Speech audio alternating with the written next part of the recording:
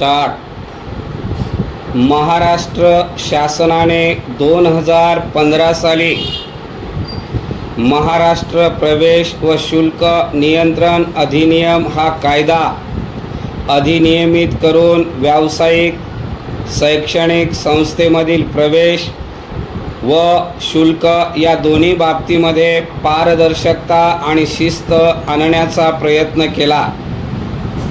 या कायद्याअंतर्गत प्रवेश नियामक प्राधिकरण आणि शुल्क नियामक प्राधिकरण ही महत्त्वाची प्राधिकरणे स्थापन करण्यात आली। मात्र त्यानंतरही परिस्थिती जैसे थेच राहिल्याचे दिसून येते। परिच्छेद शुल्क नियामक प्राधिकरण हे एक स्वतंत्र कायदेशीर प्राधिकरण असून त्याचे प्रमुख काम विद्यार्थ्यांकडून संस्थांनी घेतलेले शुल्क वाजवी आहे का याची तपासणी करणे हे आहे।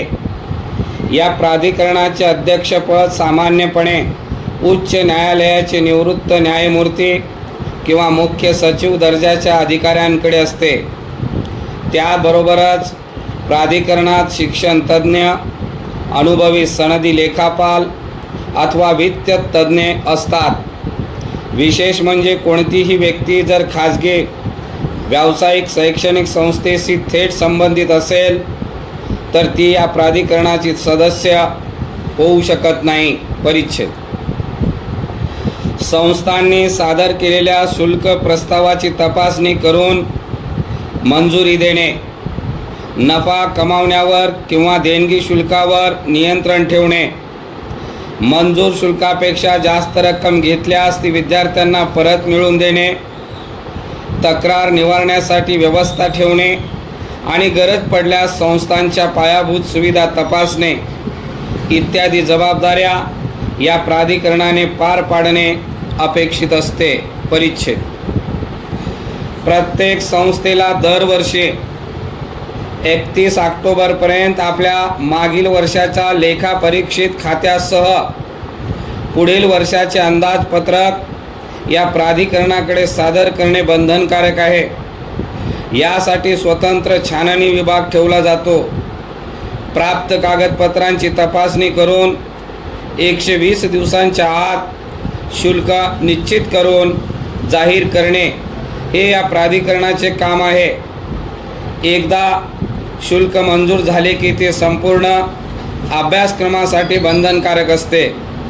दरम्यानच्या काळात ते बदलता येत नाही।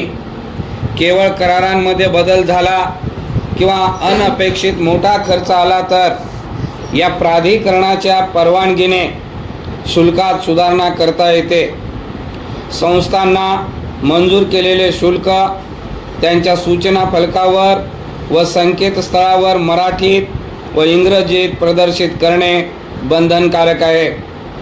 भाषिक अल्पसंख्याक संस्थांनी ती माहिती आपल्या भाषेतही देणे आवश्यक आहे। परिच्छेद प्राधिकरणाकडून काही निकषावर वाजवी शुल्क ठरवले जाते।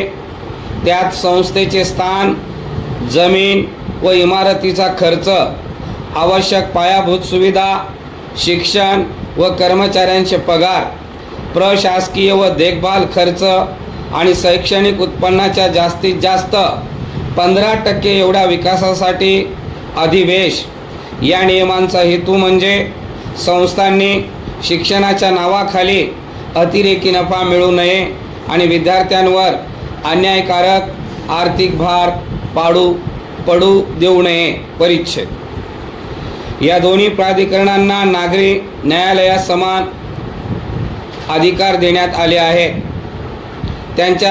त्यांना साक्षीदारांना समन्स पाठवणे, पुरावे मागवणे, शपथपत्र स्वीकारणे याखेरीज कामे करण्याची ताकद आहे।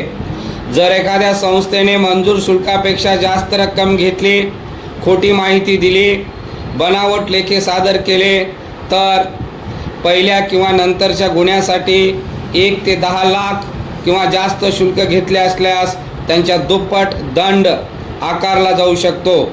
तसेच गंभीर उल्लंघन झाल्यास संस्थेची मान्यता रद्द करण्याची शिफारसही करता येते।